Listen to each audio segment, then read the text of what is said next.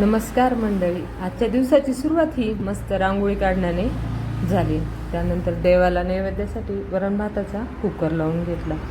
सोबतच पालकाची भाजी निवडून पालक शिजायला ठेवून दिला. आणि पालक आणि वरण भाताचं कुकर होतोय तोपर्यंत बटाट्याच्या भाजीची तयारी करून घेतली.